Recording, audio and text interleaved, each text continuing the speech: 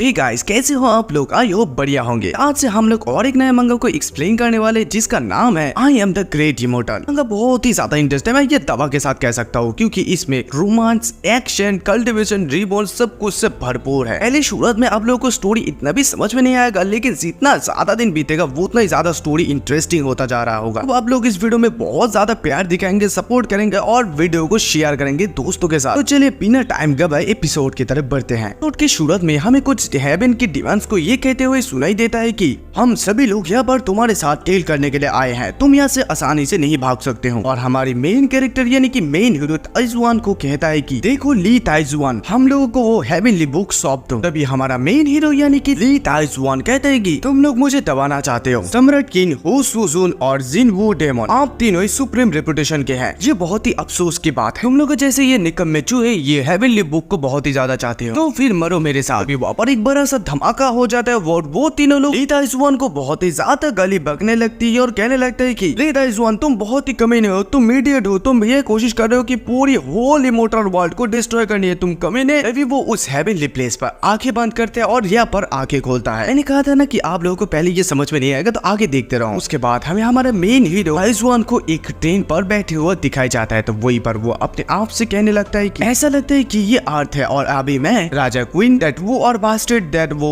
Daemon, मैं उन लोगों के साथ अभी लड़ाई नहीं कर रहा हूँ। ऐसा लगता है कि मेरा थ्योरी सही है। ऐसा लगता है कि हेवनली बुक मुझे समय पर वापस लाया है। मैं रिबॉर्न हो चुका हूँ, मैं फिर से यहाँ पर वापस आ गया हूँ। मैं हमारा मेन हीरो के बारे में थोड़ा सा बता देता हूँ कि इसका नाम है ली ताइजुआन और ये एक ताइजुआन वर्ल्ड के इंचार्ज है, लॉर्ड है। वहाँ पर वो सभी लोग ताइजुआन तानजून के नाम पे जानते हैं। तो तभी उस ट्रेन पे एक अनाउंस होता है कि डियर पैसेंजर, हम लोग चूजू स्टेशन पर पहुँचने वाले हैं, तो कृपया अपना सामान अपने पास लाए और जेब कतरे से सावधान रहे। बाय। हमारा मेन हीरो चूजू शहर में पैर रखता है। पैर रखते ही सोचने लगते हैं कि अगर मुझे ठीक से याद है तो ये मेरा पहली बार चूजू शहर में है और मैं 20 साल का था। उसके बाद ताइजुन एक कार की तरफ मतलब एक टैक्सी की तरफ जाने लगता है। फिर वो जाते जाते सोचने लगते हैं कि फॉर्चुनेटली अभी भी हम मेरी बॉडी में ताइजुन की एक किरण यानी कि रॉ है, ये ब्लेसिंग के रूप में लिया जा सकता है। उसके बाद गेट खोलकर वो टैक्सी के अंदर बैठता है। उसके बाद सीन शिफ्ट होता है, मोबाइल फोन पे एक कॉल आता है। तो वो फोन पकड़ते उधर से कोई कहने लगते है कि ली ताइजुआन कहाँ जाके मर गए हो, आधे घंटे के अंदर स्कूल स्टाफ की डिनर शुरू हो जाएगा, क्या तुम भी यहाँ पर रहना चाहते हो? मेरे पास तुम्हारे जैसे यूजलेस बॉयफ्रेंड क्यों है? ये सुनने के बाद ताइजुआन अपने पिछले जीवन की कहानी को सोचने लगता है। इसका मेन रीजन है इस चीजों में आने का कि वो उस हर लॉर्ड से मिलना चाहता है और वो के फैमिली के पास जाकर उसका हाथ मांगने वाला था। यही प्लान था उसका, लेकिन उसका मतलब वो जिसे चाहता था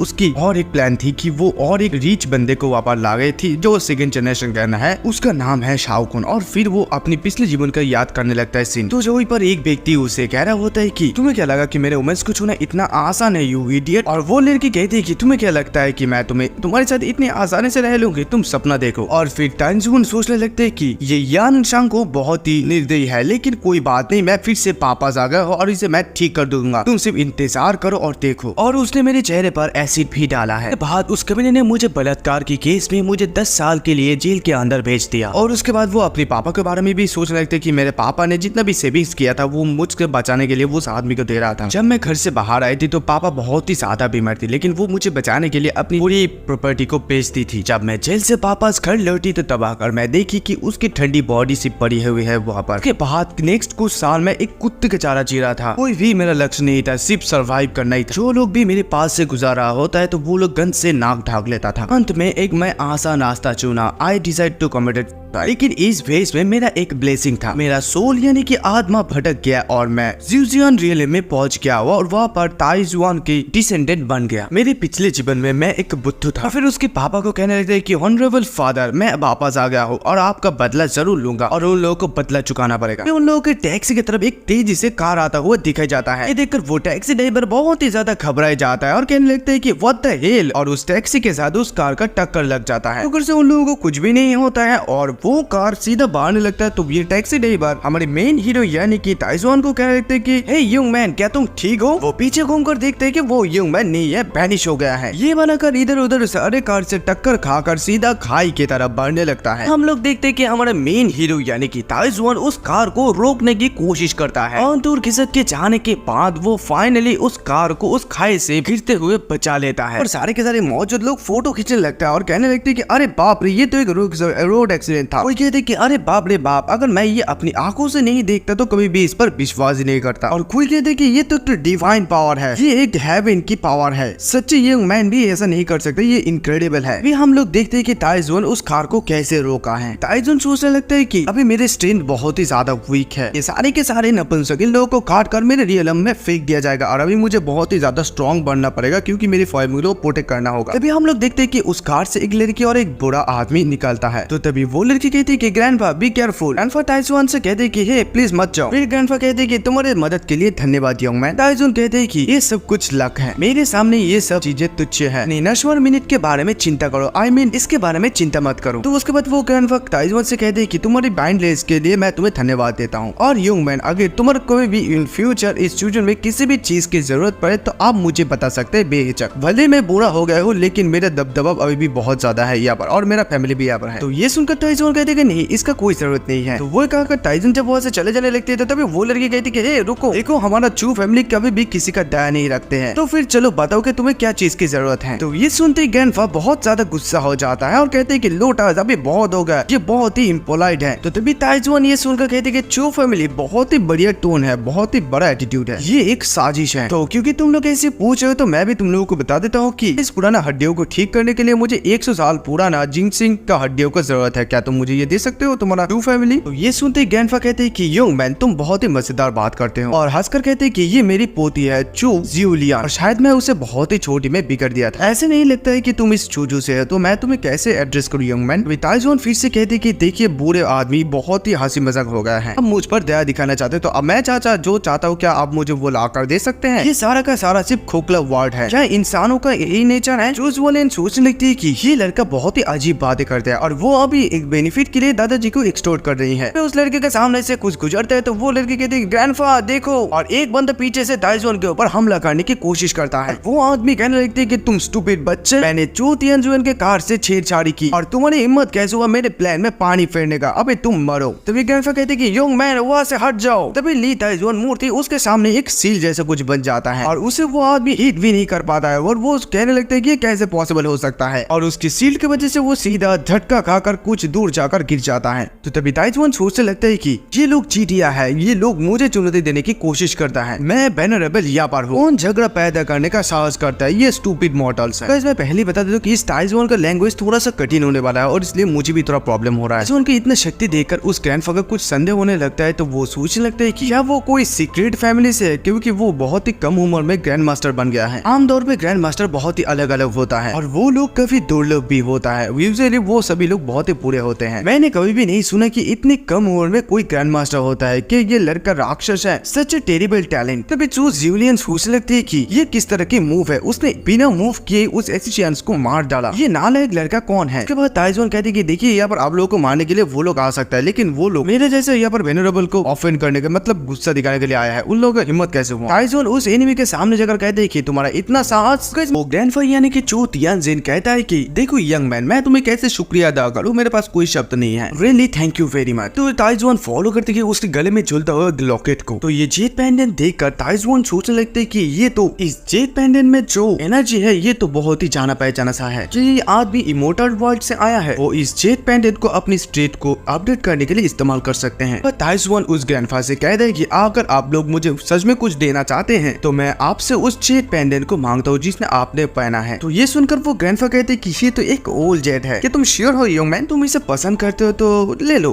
कोई बात नहीं। बाद ग्रैंडफा ताइजुन को वो जेट दे देता है। तो उसके बाद ताइजुन कहता है कि नॉर्मल प्राणी इस जेट पेंडेंट को इस्तेमाल नहीं कर सकता है, लेकिन ये मेरे लिए बहुत ही ज्यादा काम का है। कहकर ताइजुन वहां से चले जाने लगता है। ज्यादा हुआ देखकर ये लड़की कहने लगती है कि ग्रैंडफा आपने उस बच्चे को इस जेट को क्यों दिया, वो जस्ट एक वॉरियर है, इसके बारे में इतना क्या खास है। तो तभी ग्रैंडफा कहते कि क्या तुम साउथ ईस्ट मिलिट्री एरिया के बारे में सुने हो, वहाँ पर एक आदमी है जिसका नाम है लोंग तियानजिन, उसका कोड नेम है वोल्डेमॉर्ट। और साउथ ईस्ट मिलिट्री एरिया के नंबर 1 के रूप में लोंग तियानजिन को नॉर्थ वेस्ट फॉर्चून को देखभाल करने के लिए आदेश दिया गया था और वहाँ पर बहुत सारे आतंकवादी चाइना टेरिटरी में घुसने की बहुत ही ज्यादा कोशिश की। इन्होंने इन सभी लोगों को मार गिराया, तो इसलिए इसका नाम बहुत ही ज्यादा लोग जानते हैं। प्रीवियसली लोंग तियानजिन अकेले में वेस्ट अफ्रीका में घुस गया था और वहाँ पर जितने भी सारे एनिमी थे उन लोगों के सारे चीज को अपनी दखल में कर लिए थे और वहाँ पर 2000 से भी ज्यादा एनिमी ट्रूप्स को मार डाला है। तो इसीलिए उन लोगों का कोड नेम का सिंबल है फियर, यानी कि डर के आगे जीत। तो तभी चूजवालियन कहती कि ग्रैंडफा और आप मुझे ये कहानी क्यों सुना रहे हैं, इस कहानी से उस लड़के का क्या लेना देना है। ग्रैंडफादर जवाब देता है कि क्योंकि अभी अभी हम लोग जिस लड़के से मिला उसका लेबल और वो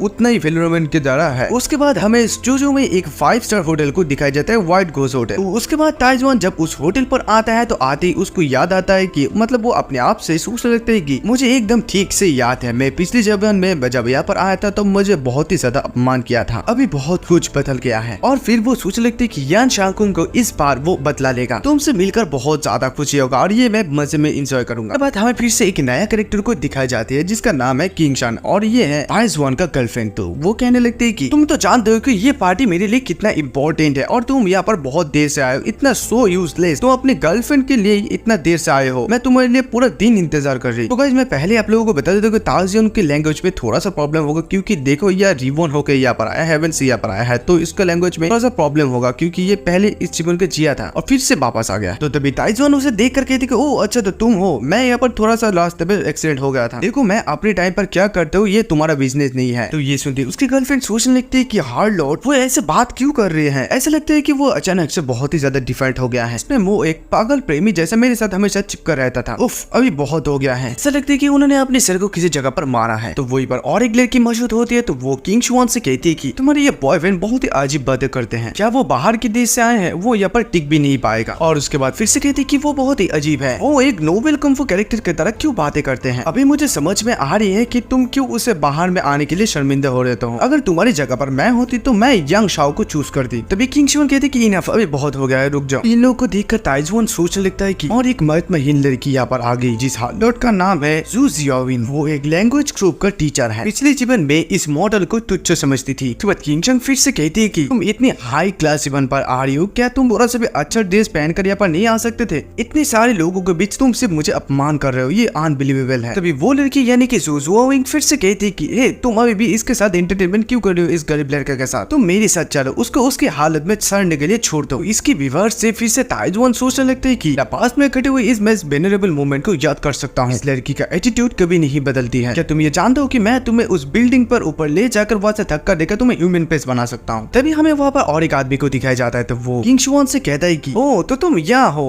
क्या तुम ली जियाओफे के साथ एक साथ आए थे। तो तभी किंग शुआन कहती है कि शाओकुन ली जियाओफे यहाँ पर समय पर नहीं आ सका, उस आदमी के बारे में आप मत सोचिए। हम लोग देखते हैं कि ताइजुआन एक जगह पर बैठकर सिगरेट पी रही होती है, उसे देखकर शाओकुन कहने लगते हैं कि हाँ ये आदमी बहुत ही असामाजिक है, तो ऐसा लगता है कि यहाँ पर कोई भी नहीं है और यहाँ पर उसका कोई भी दोस्त भी नहीं है। हाँ हाँ हाँ। तो ये सुनकर किंग शुआन कहती है कि चले हम लोग उसके बारे में बात नहीं करते, वो बहुत ही बोरिंग है, वो मेरे मूड को खराब कर रही है। और फिर ली जियाओफेन को कहने लगते हैं कि ली जियाओफेन तुम मुझे दोष मत दो, ये सब कुछ खुद तुम्हारी वजह से हुआ है, तुम मेरे लिए अच्छे नहीं हो। तो तभी शाओकुन किंग शुआन को पकड़ते हैं और कहते हैं कि किंग शुआन तुम इतना हिचकिचा क्यों रहे हो, तुम उस गरीब लड़के को छोड़ दो, तुम मेरे साथ चले आओ, तुम जानते हो कि तुम्हारे लिए मेरा फीलिंग कैसा है। तो ये सुनकर किंग शुआन भी राजी हो जाती है। वही पर सभी लोग ताइजुआन को कहने लगते हैं कि वो अपने आप को क्या समझता है, पुअर मास्टर, अगर मैं वो लड़का होता तो मैं कॉमेडियट सुसाइड कर लेता, उसे अपनी जगह पता होना चाहिए, खरगोश को शेर से नहीं लड़ना चाहिए, ऐसा निकम्मा इंसान को खुद को समीकरण से निकाल लेना चाहिए। तो उसके बाद शाओकुन ताइजुआन के पास जाकर कहते हैं कि हेलो क्या तुम ली जियाओफेन हो, right, nice to meet you, और ताइजुआन की तरफ हाथ आगे बढ़ाता है। ताइजुआन कहते हैं कि ये आदरणीय व्यक्ति हाथ नहीं मिलाता है, आदरणीय मतलब वेनरेबल, तो मानव के रीति रिवाज इस सम्राट पर लागू नहीं होते हैं, तुम मेरे नीचे हो, तुम बिल्कुल भी मेरे लिए रौत नहीं हो, ये नहीं हो। मैंने आप लोगों को पहले ही बताया था कि इस ताइजुआन का लैंग्वेज थोड़ा सा कठिन होगा। ये सुनते ही बहुत ही ज्यादा गुस्सा हो जाता है शाओकुन और कहने लगते हैं कि तुम्हारे इतना हिम्मत कि तुम मेरे ऊपर थूक रहे हो। ये सुनते किंग शुआन भी बहुत ज्यादा गुस्सा हो जाती है और कहने लगती है कि ली जियाओफेन क्या तुम मुझसे माफी नहीं मांगने वाले हो, क्योंकि शाओकुन हमारे टीचिंग डिपार्टमेंट की डिप्टी हेड है, इन फ्यूचर तुम उसके गाइडेंस के नीचे काम करने वाले हो, तुम्हारे साथ उसका रिश्ता ऐसे रहते तो तुम स्कूल में कैसे रह सकते हो, खुद सोचो और स्टूपिड मत बनो। तो तभी और एक लड़के भी कहते हैं कि ये मेंशन नहीं किया जा सकता, लेकिन शाओकुन इस पूरे लड़के से बहुत ही ज्यादा बेहतर है। सारे के सारे लड़के लोग एकजुट हो जाते हैं और कहने लगते हैं कि हे पंग तुम यंग मास्टर शाओ से अभी अपोलोजाइज मतलब माफी मांगो, तुम्हारा हिम्मत कैसे हुआ हमारे यंग मास्टर शाओ को डिसरेस्पेक्ट करने की, क्या तुम जल्दी मारना चाहते हो, अगर तुम माफी नहीं मांगते हो तो तुम इस बैंक को उसे लीव ले सकते हो,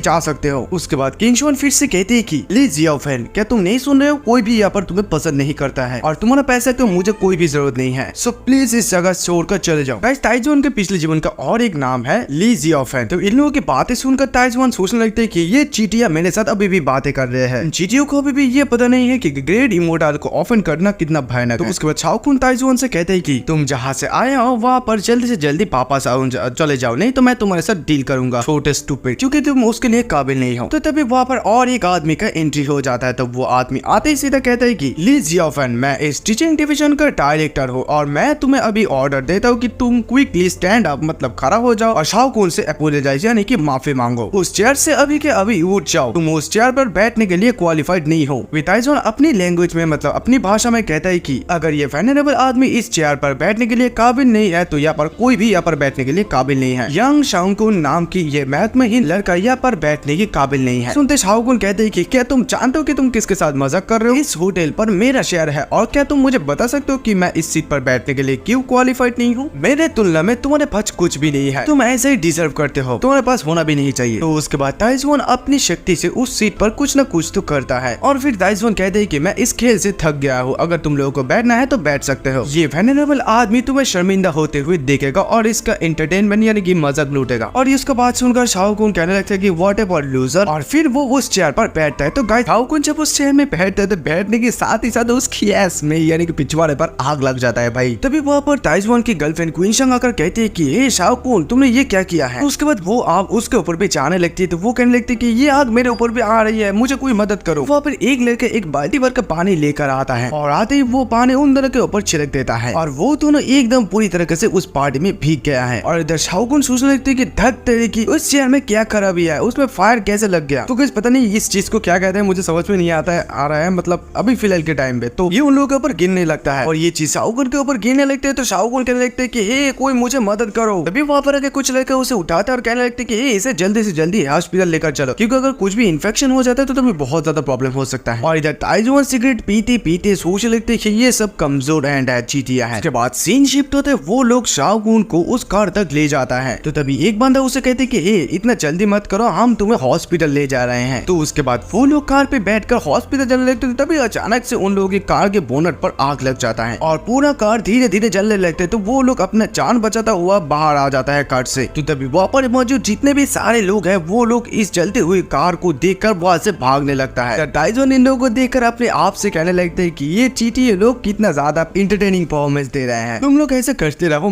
मुझे ये ऐसे पर्सनली बहुत ही ज्यादा आनंद दे रहा है और मेरा नजर तुम लोगों के ऊपर है। तभी ताइजवान के पास क्वीन शान आ जाते आते कहती है कि जियोफेन तुम्हें लेट हो रहा है, तुम्हें खुद से वापस चले जाना है और कल मैरिज प्रपोजल है। ताइजवान का और एक नाम है जियोफेन, तो हम लोग जियोफेन ही कहेंगे क्योंकि ये लोग भी इसे जियोफेन ही कहते हैं। तो जियोफेन कहते हैं कि हाँ मुझे पता है, मैं कल सुबह तैयार हो जाऊंगा जल्दी। उसके बाद जियोफेन सोच लेते कि मैं इस जीवन में कुछ भी गलत नहीं होने दे सकता हूँ, कल प्रपोजल है, कल मुझे जल्दी जाना पड़ेगा, शाओकुन तुम सिर्फ इंतजार करो। इधर क्वीन शन सोचने लगते हैं कि वो मुझे ढूंढने के लिए बहुत दूर जाते हैं, लेकिन मैं उसे अकेले छोड़ देती हूँ, छोड़ो इसके बारे में, हम लोग डेफिनेटली एक ही वर्ल्ड से नहीं रहते हैं। वहाँ पर उसकी फ्रेंड जियोविंग चले आती है और आकर कहती है कि मुझे उम्मीद है कि तुम उस गरीब लड़के के साथ एक साथ नहीं चलोगे, तुम्हारे लिए शाओकिंग परफेक्ट है। वैसे मेरा बॉयफ्रेंड किंग हाउली सेंटर में काम करता है, वो हम लोग के लिए एक रूम भी बुक किया है, जाने से पहले तुम इसको अपने कपड़ा बदलने के लिए और स्नान के लिए यूज कर सकते हो। वो सीन शिफ्ट होता है, ताओ जियान को सिगरेट पीते हुए रास्ते पर चलते हुए दिखाई जाता है। तभी उसकी मोबाइल पर एक फोन आता है और वो फोन पकड़ते ही फोन के उस साइड से कोई कहता है कि मास्टर ली आप कहाँ है, आप अभी अभी चुजू आया है और मैं जानती हूँ कि आपके पास रहने के लिए कोई जगह नहीं है, मेरी ग्रैंडफा ने आपके लिए एक रूम बुक की है। तभी जियोफेन कहते कि मैं अभी चुवांग रोड में हूँ, मुझे यहाँ पर लेने के लिए आ जाओ। उसके बाद जियोफेन अपना फोन करते थे, तो तभी वहाँ पर और एक लड़की आकर कहती है कि लिटिल ब्रदर क्या आप फूल खरीदना चाहेंगे? के बाद जियोफेन इसे देखकर सोच लगते हैं कि मैंने बहुत समय से ऐसे लड़की नहीं देखा है जो मेरे टेस्ट को सूट करता है। तभी वो लड़की फिर से कहती कि लिटिल ब्रदर क्या आप अकेले हैं, क्या आप मेरे फूलों की शॉप पर आना चाहेंगे? वो ताइजवान का धीरे धीरे बहुत ज्यादा करीब आने लगता है। तो जियोफेन कहते हैं कि तुम मुझे तुम्हारे घर जाने के लिए मुझे कह रहे हो, इस बात से डर है कि तुम मुझे इन्वाइट करने के लिए मौका नहीं मिलेगा। तो ये सुनकर वो लड़की थोड़ा सा गुस्सा हो जाती है और फिर से ताइजवान कहता है कि तुम्हारे पास डेमोन कल्टीवेशन का आधार बहुत ही ज्यादा कम है और तुम मेरे साथ बिजनेस करने के साहस करते हो, क्या तुम मरना चाहते हो? तभी वो लड़की कहती है ओ अच्छा, तो तुम मेरी असली पहचान को जान सकते हो, तो मैं तुम्हें आज ऐसे इतनी आसानी से नहीं जाने दूंगी। और वो लड़की अपनी एनर्जी को इस्तेमाल करने लगती है। वो जियोफेन को कहने लगती है कि तुम एक अच्छे लड़के की तरह यहाँ पर खड़े रहो और तुम्हारी जिंदगी फोर्स को मुझे चूसने दो, यानी कि सक करने दो। और इधर जियोफेन हंसने लगता है। तभी वो लड़की जब उसकी बॉडी से उसकी लाइफ को चूसने की कोशिश करते तो अचानक से उस लड़की का बॉडी ड्राई होने लगती है। तो वो लड़की कहने लगती है कि मैंने सिर्फ तुम्हारा बॉडी का थोड़ा सा लाइफ चूसा है और तभी मेरा बॉडी अचानक से ऐसा ड्राई क्यों हो रही है? और फिर मन सोचने लगती है कि मेरा एक कल्टीवेशन वेस का पार्ट डिस्ट्रॉय हो गई है। फिर वो लड़के पूछते हैं कि तुम कौन हो? तो तभी ताइजवान के शरीर के अंदर से एक एनर्जी निकलने लगता है। ताइजवान कहने लगते है कि तुम लाइफ फोर्स को चूसोगे, तुम डम। ये मेरा ताइजवान टाइजवान एनर्जी है, तुम इसे भले कैसे हैंडल कर सकते हो, बेहतर होगा कि तुम अपने लाइफ के लिए यहाँ से भाग जाओ। तो तभी वो लड़की अपनी गलती मान लेती है और कहने लगती है कि आई एम रॉन्ग, मैं गलत था, मैं गलत थी, प्लीज मुझे माफ कर दो, प्लीज मुझे माफ कर दो। तो तभी वहाँ पर एक टैक्सी ड्राइवर आकर रोकता है और रोक कर कहते कि ए, तुम्हें जैसा बाहर दिखने में जैसा लगता है वैसे तुम अंदर से नहीं हो, तुम एक इतनी से खूबसूरत लड़की को कैसे डांट सकते हो? अगर मेरा मूड आज ठीक नहीं होता ना तो मैं तुम्हारे मुंह पे थोड़ा सा पांच मार देता। फिर उस लड़के से कहते कि हे बेबी, तुम मेरे कार में उठ जाओ, मैं तुम्हें एक छोटा सा राइड पर लेकर चलूंगा, तुम्हें उस बकवास आदमी के ऊपर रूड होने की कोई जरूरत नहीं है। इस तरह के आदमी जीवन भर अकेला ही रहता है। उसके बाद वो लड़की भागकर उस टैक्सी पर उठ जाती है। वो लड़की चले जाने के बाद जियो फैन सोचने लगते कि मैंने उसे छोड़ दिया है इस टाइम, जब तक ना मैं अपने लॉन्गेविटी पिल को रिफाइन कर लेता हूँ तब तक मैं कुछ नहीं करूंगा और उसके बाद मैं उसकी पूरी डेमन शक्ति को चूस लूंगा। और वो लड़की कार में बैठकर सोचने लगते कि ये बहुत ही ज्यादा क्लोज था। तो उसके बाद वो ड्राइवर उस लड़की से पूछता है कि हे ब्यूटी, क्या तुम ठीक हो?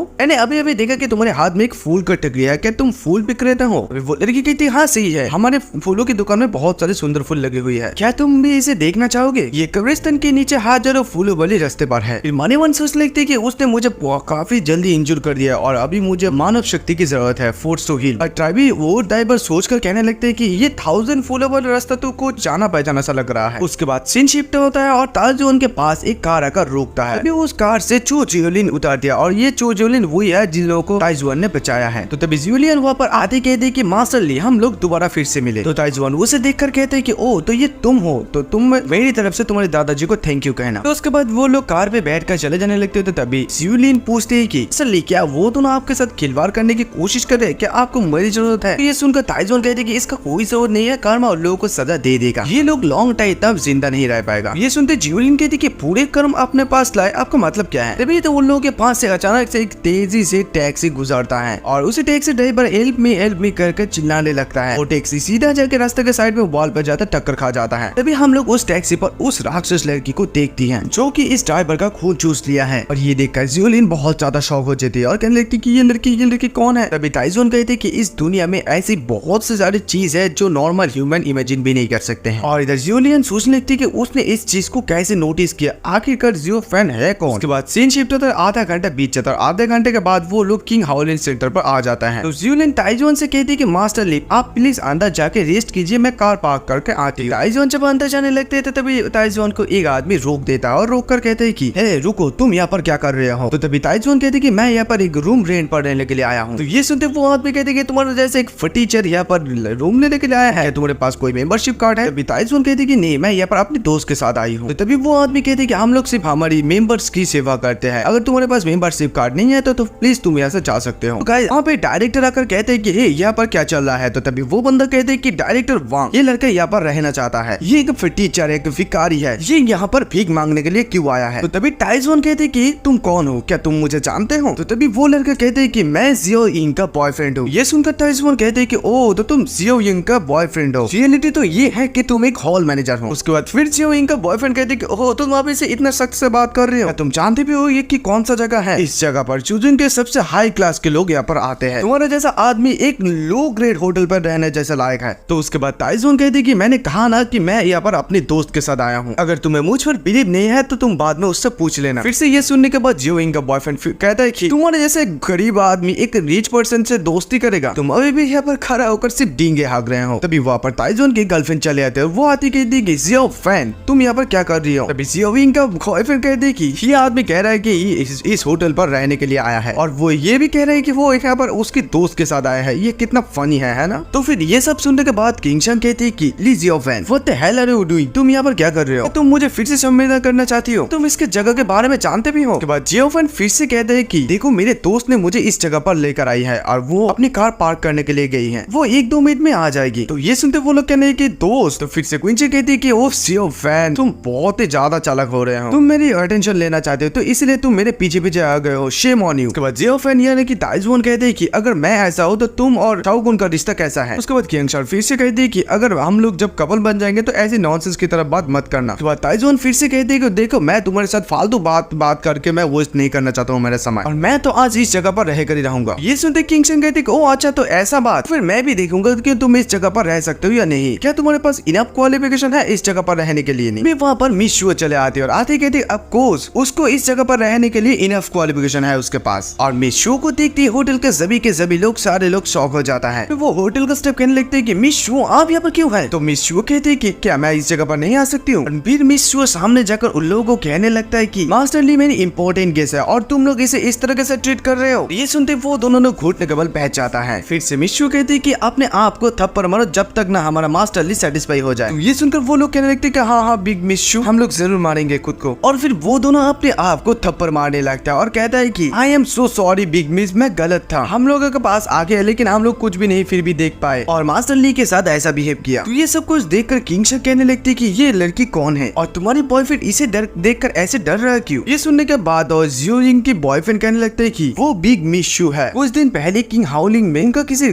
गेस्ट को कोई अपमान करने की कोशिश किया और उसके बाद ये लोग उसकी मारते मारते उसका हाथ और पैर पूरी तरह से तोड़ दिया है और अभी वो विकलांग है यानी कि डिसेबल्स है। फिर किंगशा सोचने लगती है कि ली जियोफेन, मैं बिलीव नहीं कर पा रहा हूँ कि तुम इस लड़के की बॉयफ्रेंड बन गए हो, तुम बहुत ही शेमलेस हो, बेशरम। उसके बाद जियोफेन और मिस शू वहां से चले जाता है। मिस शू जाते जाते किंगशा की तरफ देखकर सोचने लगती है कि लगता है ये लड़के जन्म से अंधी है, वो मास्टर ली की तरह लड़का पाकर भी वो खो दे रहा है। उसके बाद वो दोनों लिफ्ट पर जाके ऊपर चले जाता है कमरे की तरफ। इधर चले जाने के बाद किंगशा सोचने लगती है कि ली जियोफेन तुम जस्ट इंतजार करो और देखो, मैं भी देखूंगा कि तुम कैसे रोते हो। बाद वो लोग होटल रूम के अंदर चले जाते हैं। कमरे के अंदर जाने के बाद मिस शू कहती है कि मैं चाहते हो कि आप मेरी मास्टर बन जाए और मैं आपके अकाउंट पर पैसा ट्रांसफर कर दी है, ये पैसा सिर्फ एक रिस्पेक्ट के लिए। तभी जियोफेन कहते हैं कि देखो तुम्हारे पोटेंशियल बहुत ही लो है और तुम अभी मेरे डिसेबल्स बनने के लिए क्वालिफिकेशन नहीं है तुम्हारे पास। उसके बाद फिर से मिस शू कहती है कि मास्टर ली आप अगर मुझे आपकी डिसेबल्स के रूप में एक्सेप्ट करते हैं तो मैं आपके लिए कुछ भी करने के लिए तैयार हूँ। और फिर वो मनी मन सोच लेते हैं कि कल्टीवेशन ऐसा चीज है जो मैं बहुत सालों से करना चाहती हूँ और ये मौका मैं डेफिनेटली गवाना नहीं चाहती हूँ, इसके लिए चाहे मुझे कुछ भी त्याग करना पड़े यानी कि सेक्रीफाइस करना पड़े। इधर टाइजोन मनी मन सोच लेते हैं कि ये लड़की देखने में तो काफी सुंदर है लेकिन वो 1000 फ्लावर सेंट 10,000 केव सीड मास्टर और the immortal in the jet found के जैसे में नहीं है। इन लोगों की कंपैरिजन में अभी भी वो कुछ भी नहीं है और वो मेरी वर्जिनिटी को तोड़ने के लिए क्वालिफाइड नहीं है। पर मिस शू अपने कपड़े खोलने लगती है तो ये देखकर टाइजोन कहते हैं कि प्लीज अपना कपड़े पहन लो, मैं तुम्हें अपना रजिस्टर्ड डिसेबल्स रूप में एक्सेप्ट करूंगा। तो ये सुनकर मिस शू कहती है कि थैंक यू मास्टर। तो उसके बाद फिर से टाइजोन कहती है कि तुम मुझे फ्यूचर में टीचर कहकर पुकारना और हाँ याद रखना हम लोग टाइजोन क्लैन के डिसेंडेंट हैं। ऑल्दो तुम मेरे एक रजिस्टर्ड डिसेबल्स हो लेकिन मैं फिर भी तुम्हें मेरी क्लैन के डिसेबल सोचूंगा। तो उसके बाद मिस शू पूछते हैं कि तुम मास्टर हमारा क्लैन कहाँ है। तो तभी टाइजोन कहते हैं कि ये इस जगह से बहुत दूर है, लेकिन जब तुम बहुत ज्यादा पावरफुल हो जाओगी वो टीचर तुम्हें वो जगह देखने के लिए ले जाएगी। तो उसके बाद मिस शू पूछती है कि टीचर आप जब इसके बारे में बात कर रहे हैं तो आप इतना उदास क्यों हो रहे हैं। ये सुनकर टाइजोन कहते हैं कि क्योंकि उस जगह पर कोई है जिसे मैं प्यार करता हूँ। उसके बाद उन लोगों के उस हेवन के सीन को दिखाया जाता है। तो वही जगह पर टाइजोन जियोशी से पूछता है कि जियोशी तुम्हारा कल्टीवेशन बेस बहुत ही ज्यादा स्ट्रॉन्ग है, अभी इनफ हो चुका है, तो तुम अपने लाइफ को इतने रिस्क में क्यों डाल रही हो। जियोशी ने ये सब कुछ टाइजोन बड़े भाई के लिए मतलब उससे भी ज्यादा स्ट्रॉन्ग पावरफुल बनने के लिए किया है। तो फिर जियोशी कहती है कि आई होप कि एक दिन मैं तुम्हारे साथ यूनिवर्स में टॉप में रह सकूंगी। टाइजोन जियोशी के बारे में सोच लिखती है कि मुझे इस बात से कि वो अभी ठीक है या नहीं, क्या वो और इस दुनिया में वो मुझे पागल की तरह ढूंढ रही है। जियोशी तुम सिर्फ कुछ समय वो इंतजार करो, मैं जितना जल्दी हो सके उतना जल्दी तुम्हें ढूंढने के लिए वापस आऊंगा। तो उसके बाद मिस शू कहती है कि टीचर मैं आपको परेशान तो नहीं कर रही हूँ ना। तो उसके बाद टाइजोन उसे कहती है कि ठीक है तुम अभी यहाँ से जा सकते हो। मिस शू वहाँ से चले जाती है तो तब टाइजोन अपने पास वो जेट के लॉकेट को बाहर निकालता है और सोचने लगता है कि द क्रश डिवाइन स्टोन जिसे मैं इतनी समय से मेरे पास कैरी कर रहा था ये एक अनमोल खजाना है, लेकिन अफसोस का बात यह है कि अभी ये सब कुछ सूख गया है। मेरी शरीर के अंदर जो टाइजोन की हुई है वो इसे एक्टिव करने के लिए इनफ नहीं है। और भी इसके बारे में भूल जाओ, जब तक ना मुझे कल्टीवेशन स्कैट ग्राउंड मिल जाता है तब तक मैं कुछ भी नहीं करूंगा। अभी मैं गेट रियलम स्टेज पर कदम रख चुका हूँ, मैं इसे बाद में एक्टिवेट करूंगा। उसके बाद सीन शिफ्ट होता है, ताओजियन अपने रूम से बाहर आ जाता है। रूम से बाहर आते ही देखते हैं कि वो लोग अपने भी घुटने के बल बैठा हुआ है और वो लोग कहने लगते हैं कि मास्टर ली ग्रेट मास्टर ली हम लोग गलत थे, प्लीज हम लोगों को माफ कर दीजिए। फिर जियोफेन के आगे पैर पकड़कर कहने लगते हैं कि ग्रैंड मास्टर ली प्लीज हम लोगों को माफ कर दीजिए, हम लोग गलत थे। जियोफेन कहकर उसे एक चोर के लात मारता है और कहते हैं कि गेट लॉस्ट। इधर जियोफेन के बॉयफ्रेंड को देखकर सोचने लगते हैं कि ये मेरे पिछले जीवन में चाओ कौन का एक पालतू कुत्ता था और वो जो मुझे हमेशा परेशान करता था और अभी वो मेरे हाथ में है, वो उसको मैं चीटी को तरह मचल दूंगा। तो उसके बाद टाइजोन उस होटल से बाहर आ जाता है। वो बाहर आते उसके पास से एक बहुत ही तेजी से कार चले जाता है और वो ऑलमोस्ट उसे लगा ही देता था। तो तभी टाइजोन कहते कि हे क्या तुम्हें गाड़ी चलाना नहीं आता है। और तभी टाइजोन नोटिस करते कि उस कार के अंदर से कोई लड़की उससे मदद मांग रही है। उसके बाद उस कार को हमें एक जंगल में दिखाया जाता है। तभी एक लड़का उस लड़की से जिस लड़की का नाम है यू यांग उसे कहते हैं कि हे तुम डरो मत, मैं सिर्फ तुम्हारे साथ एक रात के लिए खेलूंगा, अगर तुम तुम्हारे साथ एक नाइट मुझे बिताने देते हो तो मैं उस कॉन्ट्रैक्ट पर साइन कर दूंगा। तो तभी वो लड़की कहती कि सॉन्ग जोंग तुम बेशरम आदमी हो, तुमने मुझे ड्रग पिलाने की कोशिश किया है, मुझे ऐसे जाने दो, अगर तुम मुझे ऐसे नहीं जाने देते हो तो मैं पुलिस को फोन कर दूंगी। तभी ये सुनते सॉन्ग जोंग कहते कि मैंने तुम्हारे फोन को फेंक दिया है, तो अभी तुम पुलिस को फोन करने के लिए क्या इस्तेमाल करोगे, और यहाँ पर तुम जितना भी जोर से चिल्ला सकते हो उतने जोर से भी चिल्ला, और इसे मुझे और भी ज्यादा एक्साइटेड फील होगा। जिस तब तक इंतजार करो जब तक ना मैं तुम्हें सफर कर दूं, और जोर जोर से हंसने लगता है ये कहकर। वो सॉन्ग जोंग उस लड़की के धीरे धीरे कपड़ा खोलने लगते हैं और अपनी जीप से उसे चटने लगता है और कहने लगता है कि देखो ऐसे बहुत सारे कंपनी है जो मेरे साथ कॉन्ट्रैक्ट पर साइन करना चाहते हैं, देखो तुम्हें इसे पाने के लिए मुझे कुछ पे करना पड़ेगा, अगर तुम ऐसा नहीं करते हो तो मैं तुम्हें क्यों उस कॉन्ट्रैक्ट पर साइन करूं। उस लड़की के कपड़े को चारों तरफ से फाड़ने लगता है और कहने लगती है कि मैं तुम्हें पसंद करता हूँ, ये तुम्हारे पिछले जीवन का ब्लेसिंग है। वो लड़की चिल्लाने लगती है कि तुम मुझे जाने दो, कंड में कमीने गुंडे, मुझे जाने दो। और फिर सॉन्ग जोंग उसकी गला दबाने लगता है और कहने लगती है कि तुम मेरे छोटे से खजाना हो और अभी मैं तुम्हें खा जाऊंगा और मैं भी देखूंगा कि तुम ऐसे कैसे भाग सकती हो। और इधर वो लड़की फिर से चिल्लाने लगती है कि डैम तुम कमीने, तुम बहुत ही शैतान हो, मुझे छोड़ दो छोड़ दो। और तभी कार के विंडो में कोई खटखटाने लगे। सॉन्ग जोंग उस कांच को खोलकर कहते कि क्या है, क्या तुम नहीं देख पा रहे हो कि मैं बिजी हूँ, अगर तुम ये सब जानते हो तो ऐसे गेट लॉस्ट मतलब आउट हो जाओ। तभी ताइजोन गुस्से में कहते कि कार से बाहर निकलो, और उसके बाद ये सुनकर वो लड़का गुस्से में बाहर आ जाता है और कहते कि तुम क्या मरना चाहते हो। और फिर ताइजोन के पास अगर कहते कि देखो तुम्हें मैं एक मौका देता हूँ, अगर तुम इस जगह से नहीं चाहते हो तो मैं तुम्हें मार मार के मारिया डालूंगा। सुनकर भी ताइजोन कहते कि देखो तुम एक अच्छे कुत्ता बन जाओ और उस लड़की को जाने दो, तो फिर मैं तुम्हारी लाइफ को बख्शने की सोचूंगा। तो तभी वो सॉन्ग जोंग कहते कि अरे अरे मैंने क्या सुना, मैं क्या गलत सुना, क्या तुम जानते हो कि मैं इस चेंगनांग एरिया में कौन हूँ, और यहाँ पर कोई भी मुझे इस तरह से बात करने की हिम्मत भी नहीं करता है, और इवन चूजू में भी कोई भी मेरा एक बाल को भी बगा नहीं कर सकता है। अभी जियोफेन यानी कि ताइजोन कहती है मुझे कोई परवाह नहीं है कि तुम कौन हो, मुझे सिर्फ यही जानना है कि तुम उस लड़की को यहाँ से जाने दोगे या नहीं। और तभी सॉन्ग जोंग उस बैट से ताइजोन को मारने की कोशिश करता है और कहने लगती है कि तुम क्या सोचते हो कि तुम हीरो हो। तभी ताइजोन उसकी बैट को पकड़कर वही पर बैट को तोड़ देता है अपने हाथों की मदद से। ये देखकर भी वो सॉन्ग जोंग कहते हैं कि तुम ये मत सोचो कि तुम थोड़ा सा मार्शल आर्ट जानते हो तो इसके मतलब तुम सब कुछ कर सकते हो, तुम्हें जो आता है। ये सोसाइटी बहुत ही ज्यादा कॉम्प्लिकेटेड है और जैसा आदमी मेरे साथ खिलवाड़ नहीं कर सकता है। ये सब बातें सुनकर ताइजोन कहते कि ओह तो फिर तुम मुझे बताओ ये कितना कॉम्प्लिकेटेड है। और फिर ताइजोन उसकी कॉलर पकड़ लेता है तो सॉन्ग जोंग कहते कि ओह अच्छा तो तुम्हारे पास अभी भी कुछ हिम्मत है, अगर तुम्हारे पास हिम्मत है तो मार डालो तुम्हारे जैसा खावर, चलो चलो तुम कोशिश करो। तो उसके बाद ताइजोन फिर से किनारे की तरफ ले जाता हुआ कहता है कि ऑलराइट ठीक है, जैसे कि तुम्हारे मरने का ख्वाहिश है तो मैं तुम्हारे ख्वाहिश को पूरी करूंगा। और फिर भी वो सॉन्ग जोंग कहने लगती है कि डैम इट, तुम्हें क्या लगता है कि मैं इससे डर जाऊंगा, तुम कितना भी बहादुर क्यों ना हो, अगर 100 टाइम तुम बहादुर हो जाते हो फिर भी तुम इसे मार नहीं सकते मुझे, और ऐसे तुम मुझे डरा भी नहीं सकते। ये सुनते ही ताइजोन कहती कि ओके ठीक है फिर चले जाओ, और उसको छोड़ देता है वहां से। और ताइजोन के छोड़ने के बाद वो सॉन्ग जोंग सोच ले कि डैम ये तो मुझे सचमुच छोड़ दिया। वो एकदम सीधा उस पहाड़ से एकदम खाई पे गिर जाता है। इधर ताइजोन कहने लगता है कि ये सब कीड़े हैं। उसके बाद ताइजोन जब वहां से चले जाने देखते हैं तभी वो लड़की पीछे से पुकार कर कहती है कि मास्टर मास्टर एक मिनट रुकिए। तभी वो लड़की अचानक से बहुत ज्यादा खांसने लगती है और चक्कर खा के वही पर नीचे गिर जाती है। तो उसके बाद सीन शिफ्ट होता है और ताइजोन उसे उठाकर किंग हाओलिन सेंटर पर ले आता है। और उसके बाद सीन शिफ्ट होता है, वो लड़की बाथरूम से नहाकर बाहर आ जाती है और बाहर आने के बाद कहती है कि एक्सक्यूज मी क्या आपके पास कोई ज्यादा कपड़े हैं। ये सुनने के बाद ताइजोन उसे पहनने के लिए एक शर्ट देता है और वो लड़की भी वो शर्ट को पहन लेती है। और उसके बाद ताइजोन से कहती है कि थैंक यू फॉर सेविंग मी, मुझे बचाने के लिए आपका बहुत ही शुक्रिया। और ताइजोन उस लड़की से कहती है कि अगर तुम अभी ठीक हो तो तुम यहाँ से जा सकते हो। वो लड़की कहती है कि मुझे कल कोई पिक करने के लिए यहाँ पर आएगी और फॉर्चुनेटली मैं अकेली हूँ और मैं अभी डरी हुई हूँ, क्या मैं आज रात के लिए यहाँ पर रुक सकती हूँ। तो ये सुनकर ताइजोन कहती है कि ये तुम पर निर्भर करती है। उसके बाद वो लड़की सो जाती है और सोकर सोचने लगती है कि यह आदमी बहुत ही अजीब है लेकिन फिर भी उसके साथ रहकर मैं सेफ फील करती हूँ। उसके बाद एक दिन बीत जाता है और सुबह को दिखाया जाता है।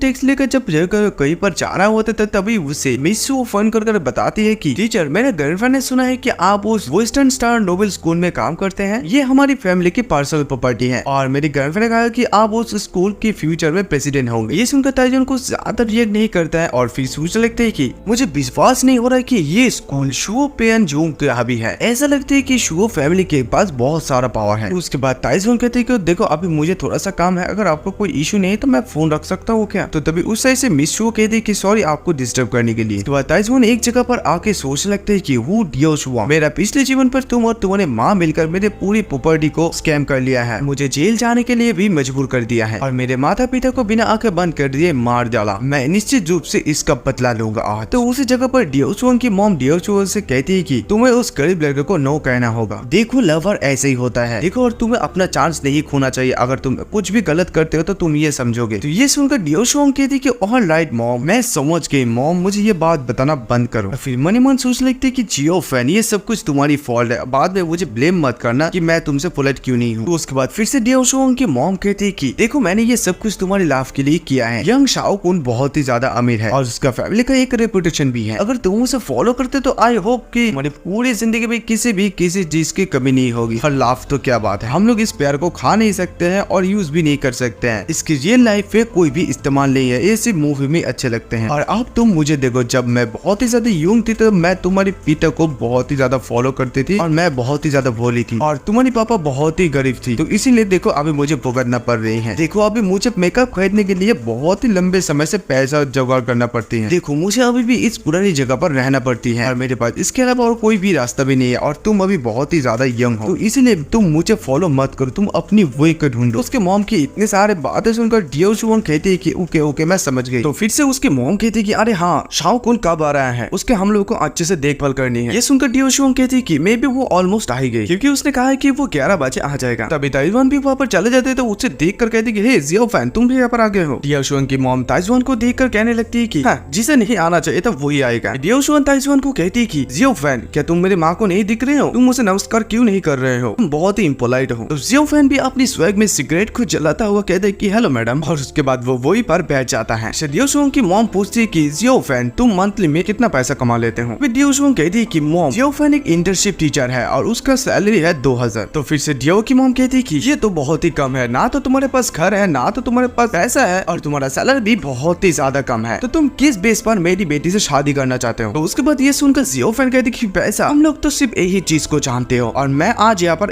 इसलिए नहीं आया हूँ। तो जियो फैन की बात सुनकर डियो शुआंग काइंड ऑफ गुस्सा हो जाती है और कहने लगती है कि अभी इनफ बहुत हो चुका है और तुम कुछ भी नहीं कहोगे, तुम एक गरीब हो इसलिए तुम शो फैमिली की मिस के साथ गए हो और तुम इसके लिए मुझे बहुत ही ज्यादा डिसअपॉइंटेड किए हो और पहले से भी ज्यादा तुम अभी मुझे तुच्छ समझते हो। तो तभी डियो शुआंग के मॉम उन लोगों के बीच कहती है कि डियो शुआंग इसके साथ अभी ज्यादा बात मत करो, इस जल्दी करो और इसे यहाँ से बाहर निकालो, क्योंकि यान शाओ कुन यहाँ पर आने ही वाला है, उसे इसे मत देखने दो। और तभी वहाँ पर शाओ कुन अपने कार के साथ चले आता है और शाओ कुन पूरी फैमिली के साथ यहाँ पर आ गया है और आते कहते कि हेलो आंटी। और इधर ताइजुआन उन लोगों को देखकर सोचने लगते है कि शाओ कुन इस बार बहुत ही एकदम तैयार होके आया है। मेरे पिछले जीवन में उसने मुझे तब तक मारा जब तक ना मैं विकलांग ना हो गया, मतलब डिसेबल नहीं हो गया, इस बार मैं 2 गुना बदला लूंगा। शाओ कुन डियो शुआंग की मॉम की कहता है कि आंटी मैंने कुछ समय पहले एक आदमी से टक्कर खा गया था और उसी वजह से मैं हॉस्पिटल गया और अभी मैं हॉस्पिटल से आया तो इसलिए कोई भी गिफ्ट नहीं लाया। मैंने सुना है कि आपके पास कोई भी कार नहीं है, तो मैं सोच रहा हूँ कि मेरा ये कार आपको मैं दे दूं। तो ये सुनकर डियो शुआंग की मॉम बहुत ज्यादा खुश हो जाती है और कहने लगती है कि तुम बहुत ही स्वीट हो, आखिरकार हम लोग एक ही फैमिली है। और फिर से शाओ कुन कहते कि ये गिफ्ट मेरी तरफ से है आंटी। तो उसके बाद डियो शुआंग की मॉम कहती कि शाओ कुन तुम बहुत अच्छी तरीके से ट्रीट करना जानते हो, डियो शुआंग तुम्हारे साथ निश्चित रूप से चलेगा और तुम यहाँ पर किसी गरीब लड़के की तरह नहीं आए हो, ना कुछ भी नहीं लाया है। इधर शाओ कुन जियो फैन को कहने लगता है कि जियो फैन तुम बहुत ही चिपके हो, तो इसलिए तुम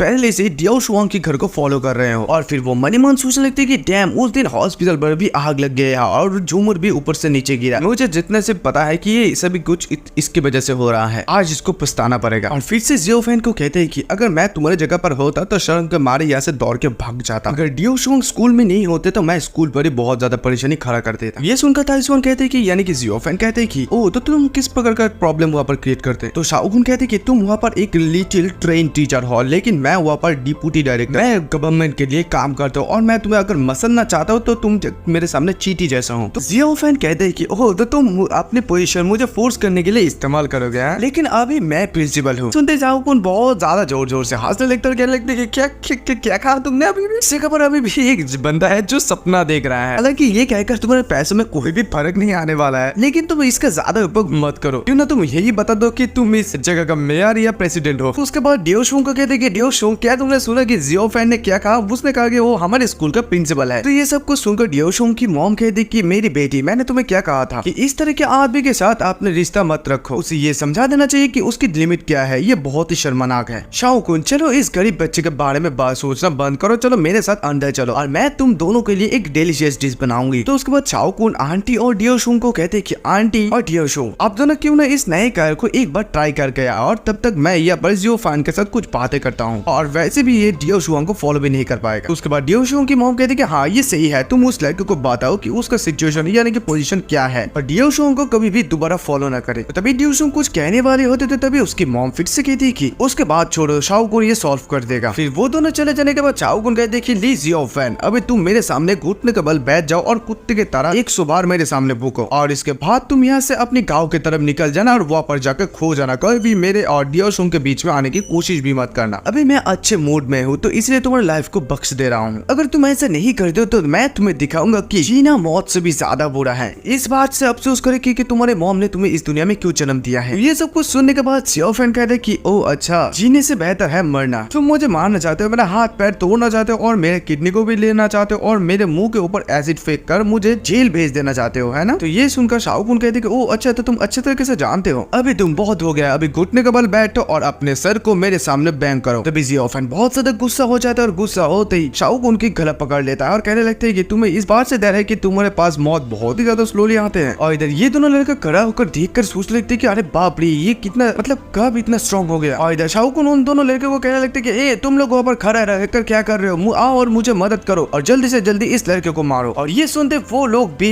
जियोफेन को मारने के लिए आता है। तभी अचानक से जियोफेन की आंखों से क्या एनर्जी निकलता है, वो सिर्फ उन लोगों की तरफ देखता है और वो लोग आगे भी नहीं बढ़ पाता है। ये पावर देखने के बाद वो दोनों लड़कों में से एक लड़का कहते हैं ये मत सोचो कि उसके पास बहुत ज्यादा पावर है, वो एक कल्टीवेटर है। ये सुनकर जियोफेन कहते हैं कि ओ अच्छा, तो तुम लोग जानते हो कि कैसे कल्टीवेट करते हैं।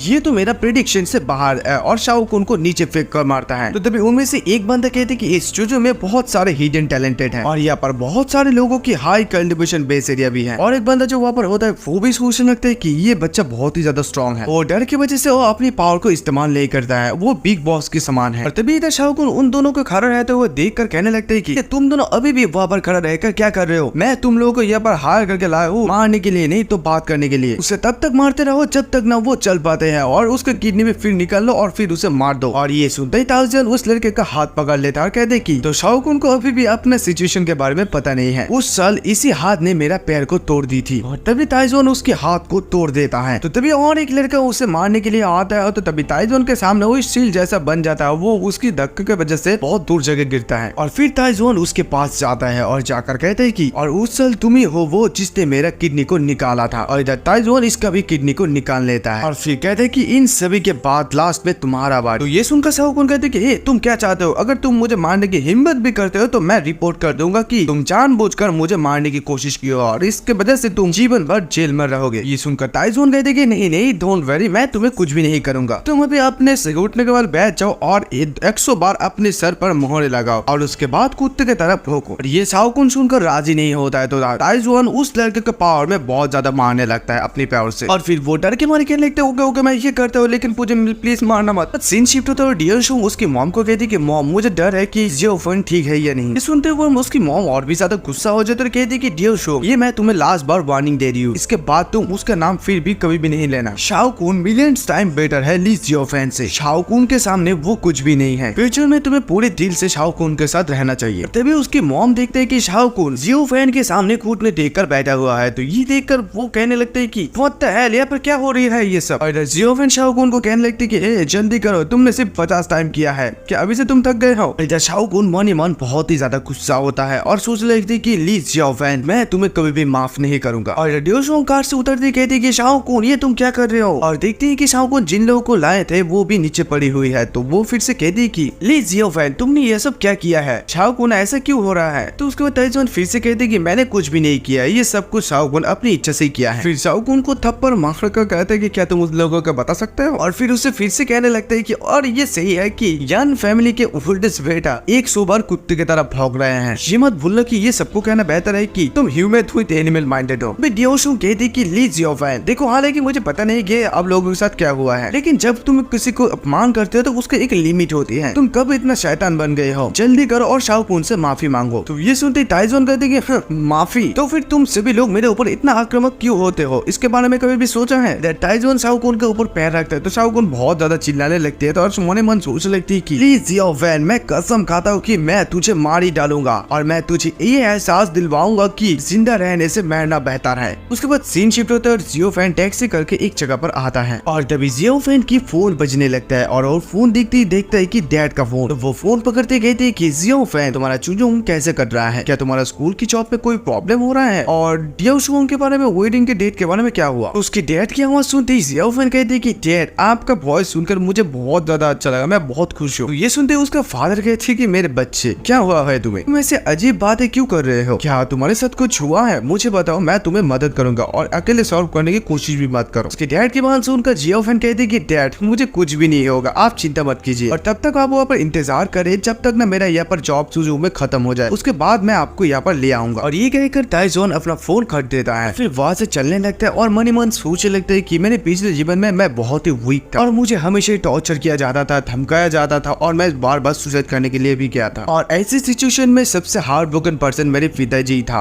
और मेरी चिंता की वजह से उसने खाना पीना सब कुछ छोड़ दिया है और उसने बहुत सारा पाप किया है, लेकिन उसे फिर भी कुछ भी नहीं हासिल हुआ इस लाइफ में, मतलब इस जिंदगी में मैं मेरे पिताजी के लिए कॉम्पनसेट कर दूंगा। उसके बाद सीन शिफ्ट होता है और जियोफेन स्कूल पर वापस आता है तो वहीं पर स्कूल के एक व्यक्ति जियोफेन से कहता है कि जियोफेन तुम बहुत ही ज्यादा लकी हो कि तुम इस नोबल स्कूल पर काम करते हो, लेकिन अभी इंटर्नशिप टीचर के लिए हमारे स्कूल में कोई भी पोजीशन यानी कि पद खाली नहीं है, तो इसलिए अभी तुम्हें वेयर हाउस में काम करना पड़ेगा। देखो तुम बाद में ये मत कहना कि मैंने तुम्हें अनाउंस नहीं किया है और आज प्रेसिडेंट हमारे स्कूल में विजिट करने के लिए आएंगे और वो आने के बाद आज वो इसी टाइम प्रिंसिपल भी नया प्रिंसिपल भी अनाउंस करेगा। तुम्हें 2 घंटे के अंदर उस वेयर हाउस को ठीक करना होगा, नहीं तो तुम अपने सैलरी के बारे में, इस मंथ के सैलरी के बारे में भूल जाओ। तो ये सब कुछ सुनकर ताइजोन कहते हैं कि आप अपने टीचर की पोजीशन को गलत इस्तेमाल कर रहा है, क्या नया प्रिंसिपल इसके अलाउ करेगा। तो ये सुनते वो टीचर गुस्सा हो जाता है और कहती है कि जियोफेन तुम्हारी हिम्मत कैसे हुआ मेरे साथ ऐसे बात करने की, और मैं तुम्हें ये बता दूं कि नया प्रिंसिपल का पोजीशन यंग मास्टर यंग शाओकुन को मिलेगा। वो टीचर ताइजोन को वो चाबी देकर कहता है कि मैंने सुना है कि तुम्हारे और यंग मास्टर यंग के बीच रिलेशन अभी बहुत ही ज्यादा खराब है, अगर वो नया प्रिंसिपल बन जाते तो मैं ये श्योर हूँ कि तुम्हें वो इंस्टेंटली इस यहाँ से बाहर निकल देगा। बेहतर होगा कि तुम उससे माफी मांग लो, शायद वो तुम्हें इस वेयर हाउस एम्प्लॉय का काम, मतलब इस पोजीशन को तुम्हारे लिए वो रख दे। तो तभी वहाँ पर और एक लड़के का एंट्री हो जाता है। वो एंट्री लेते कहता है कि जियोफेन मैंने सुना है तुम्हें एक काम मिला है, तुम एकदम गधे हो, तुमने मुझे इसके बारे में क्यों नहीं बताया, क्या तुम भाईचारे के रिश्ते को भूल गए हो। तो तभी वो टीचर कियोपी को देखकर कहता है कि और इस लड़के का नाम है कियोपी, तुमको इस जगह पर आने के लिए किसने कहा, तुम स्टेडियम पे खड़ा होकर पीटी क्यों नहीं सिखाते हो, क्या तुम जानते हो कि तुम अपना काम को छोड़ रहे हो, देखो केयरफुल रहो नहीं तो मैं तुम्हारा सैलरी को काट दूंगा, तुम और जियोफेन अभी के अभी यहाँ से निकल जाओ। ये सुनकर कियोपी कहता है कि प्रिंसिपल माँ हम लोग जा रहे हैं बाहर, पर कियोपी ताइजोन से कहते हैं कि इसके परवाह मत करो, हम लोग बाहर जाके बात करेंगे। तो उसके बाद वो लोग जब बाहर आते हैं तो कियोपी जियोफेन से कहते हैं कि फाइनली मैं तुमसे ग्रेजुएशन के बाद 1 साल के बाद मिल रहा हूँ, ये तुम्हारे लिए बहुत ही ज्यादा मुश्किल है कि एक साथ डियर शुआंग के साथ काम करना। तो ये सुनकर ताइजोन कहते हैं कि अभी वो यंग शाओकुन का गर्लफ्रेंड है, वो दोनों अब कपल है। सुनकर कियोपी का थोड़ा सा खराब लगता है तो कियोपी कहते हैं कि चलो उसके बारे में भूल जाओ, अगर डियर शुआंग तुम्हारे साथ ऐसा करता है तो वो तुम्हारे लिए डेफिनेटली काबिल नहीं है, अभी वो शाओकुन के साथ है ना, वो बहुत समय के बाद डिसअपॉइंटेड फील करेगी। तो उसके बाद जियोफेन कहती है कि अरे छोड़ो मेरे बात छोड़ो, तुम्हारे बारे में बताओ, तुमने तो फिजिक्स और केमिस्ट्री में एमए किए हो तो तुम फिर पीडी टीचर क्यों बन गए। तो उसके बाद पी कहते हैं कि ये कहना बहुत ही ज्यादा मुश्किल है, लेकिन जब मैं स्कूल में एक्सीलेंट एकेडमिक परफॉर्मेंस देने के लिए आया तो तभी शाओकुन और प्रिंसिपल माँ ने मुझे फोर्स करके पीडी टीचर बना दिया, लेकिन मैं सिर्फ 1 साल तक इंतजार करूंगा, मेरे माँ के ठीक होने के बाद मैं इस जॉब को छोड़ दूंगा। ये सुनकर जियोफेन कहती है कि कियोपी तुम चिंता मत करो, निश्चित रूप से अभी मैं इस जगह पर आ गया हूँ तो डेफिनेटली मैं तुम्हारे लिए जस्टिस लाऊंगा। तो ये सुनकर कियोपी कहता है कि जियोफेन मुझे पता है कि तुम एक अच्छा आदमी हो, लेकिन मेरी वजह से तुम उन लोगों के साथ कुछ भी मत करना। देखो शाओकुन और प्रिंसिपल माँ की शक्ति अभी बहुत ही ज्यादा बड़ा है तो हम लोग उसके कुछ भी नहीं बिगाड़ पाएंगे, तो बेहतर है कि हम लोग उन लोगों को अवॉइड करें। प्रिंसिपल माँ ने तुम्हें वेयर हाउस को मैनेजिंग करने के लिए कहा है, ये क्लियरली दिख रहा है कि वो तुम्हें दबाने के लिए शाओकुन को हेल्प कर रहा है, तुम सिर्फ कुछ समय होल्ड करो। तो इसके बाद सुनकर जियोफेन कहते हैं कि कियोपी देखो मैं स्कूल का प्रिंसिपल हूँ और मैं अनऑफिशियल वाइस प्रिंसिपल हूँ, तो फ्यूचर में तुम्हें अपनी चीज को दबाने की कोई जरूरत नहीं है। और फिर जियोफेन मन ही मन ये कहते हैं कि कियोपी मेरी पिछले जन्म में सबसे बेस्ट फ्रेंड है, वो खुद को बचाने के लिए अपने आप को सिर्फ दबा रहा है। ये सुनकर भाई हंसने लगता है और कहते हैं कि जियोफेन मैं तुम्हारे साथ 1 साल से मिला नहीं हूँ और तुम अभी अभी मजाक करना शुरू कर दिए हो, ठीक है तुम अभी से नया प्रिंसिपल हो और तुम आज के दिन सबसे बड़े आदमी हो, चलो हम लोग चलते हैं और मैं तुम्हें वेयर हाउस को ठीक करने के लिए मदद करता हूँ और बाद में मुझे वो पेचीदा ग्लास बनाना पड़ेगा और मेरा सर दुखता है। तो उसके बाद सीन शिफ्ट होता है, हमें और एक जगह को दिखाई जाता है, तो वही पर कुछ लड़का आकर कहता है कि आपको हमारे लिए जस्टिस लेना ही होगा, वो बच्चे ने ब्रदर हे का एक हाथ को तोड़ दिया है और मेरा किडनी निकल लिया है। अब ये लोग ताइजोन का बात कर रहे हैं। तो ये सुनने के बाद वो बिग बॉस कहते हैं कि जैसे कि तुम लोगों ने कहा कि उसका कल्टिवेशन बेस इतना भी आसान नहीं है और तुम लोग उसके सीट को भी रिकॉग्नाइज नहीं कर पाए। और फिर वो आदमी बहुत ही ज्यादा शॉक हो जाता है और कहने लगते हैं कि स्ट्रेंज सुजू में इतना यंग में कल्टिवेटर कैसे पैदा हो गया, क्या तुम लोगों ने उसे मेरा नाम बताया है। तो तभी वो वो लोग कहते कि हाँ हम लोगों ने बताया था, लेकिन उसने डरा ही नहीं, बल्कि उन्होंने ये कहा कि आप एक कुत्ते हैं, अगर वो इस जगह पर आ रह गए तो वो आपको घुटने के बल जमीन पर गिराएगा। और ये सुनते वो मास्टर बहुत ज्यादा गुस्सा हो जाता है और उसका तलवार थर थर कपने लगता है, कहने लगती कि उसका इतना हिम्मत, वो मुझे नजरअंदाज करने की हिम्मत की है। तुम लोग जाओ और उस लड़के का इन्वेस्टिगेट करो, तब तक इंतजार करो जब तक ना मैं ऐसे 3 टुकड़ों में भाग कर दूं। तो उसके बाद सीन शिफ्ट होता है, हमें स्काई ड्रैगन होटल को दिखाया जाता है। वही बार मिशू अपनी ग्रैंडफा को कहती है कि ग्रैंडफा आज पहला दिन है टीचर का रिपोर्ट करने का स्कूल में, क्यों ना हम इसे सभी लोगों को बताने के लिए एक सेरेमनी अनाउंसमेंट करें। हम लोग तो ये स्कूल तो उस टीचर को दे ही रहे हैं। तो ये सुनकर ग्रैंडफा कहते कि हाँ हम लोग अनाउंसमेंट करने के लिए सभी लोगों को स्काई ड्रैगन सेंटर में बुलाएंगे और सभी टीचर को ये बता दो स्काई ड्रैगन सेंटर पर आने के लिए हम लोग यहीं पर न्यू प्रिंसिपल की पोजीशन डिसाइड करेंगे। तो ये सुनकर मिशू कहते कि ये ग्रैंडफा मैं अभी भी इसे करती हूँ। तो तभी ग्रैंडफा कहते कि जूलियन एक मिनट रुको। ये सुनकर जूलियन कहते कि ग्रैंडफा मैटर क्या है। तो फिर ग्रैंडफा कहता है कि ले यून कियन कुछ ही दिनों में वापस आ जाएगा, उसके बारे में तुम्हारा क्या ख्याल है। तो ये सुनकर जूलियन कहते हैं कि हालांकि नई यून का एज भी मेरी जैसी सेम ही है, लेकिन वो बहुत ही कम उम्र से मिलिट्री की सेवा की है। उसके बाद वो साउथ ईस्ट मिलिट्री बेस का लॉन्ग टियन के डिसेबल्स बन गया है। वो बहुत कम उम्र में मेजर जनरल बन गया है। वो बहुत ही टैलेंटेड है। ये सुनकर ग्रैंडफा कहते कि तो फिर तुम दोनों का शादी का क्या होगा। तुम जानते हो कि ली यून के तुम्हारे साथ बहुत समय से एक फीलिंग है और वो सिर्फ इस बार इसी वजह से यहाँ पर आ रहा है। ये सुनकर जूलियन कहती कि हालांकि ली यून मेरे से बहुत ही ज्यादा टैलेंटेड पर्सन है, लेकिन वो मेरी टाइप के नहीं है। उसके आने तक हम लोग इंतजार करेंगे और उसके बाद मैं उसे सब कुछ समझा दूंगा। आपको इसके बारे में चिंता करने की कोई जरूरत नहीं है। और इधर ग्रैंडफा मन मन सोचने लगता है कि मुझे ली यून के उनके बारे में कोई भी चिंता नहीं है, लेकिन मैं सिर्फ इस बात से डर रहा हूँ कि लॉन्ग टियन से वो कल्टीवेशन में ग्रैंड मास्टर है, वो आसानी से एक नेशन को दबा सकते हैं। अगर वो कुछ भी पूछते हैं तो मैं उसे रिफ्यूज नहीं कर सकता हूँ। उसके बाद सीन शिफ्ट होता है, वेस्टर्न स्टार नोबल स्कूल को दिखाया जाता है। वहीं पर हमें ताइजवन और ताइजवन की दोस्त को दिखाया जाता है। तो वहीं पर ताइजवन की मोबाइल पे एक मैसेज आता है कि न्यू प्रिंसिपल का पोजीशन अनाउंस करने के लिए रेडी है। तो वहीं पर ताइजवन का दोस्त कियो पाई कहता है कि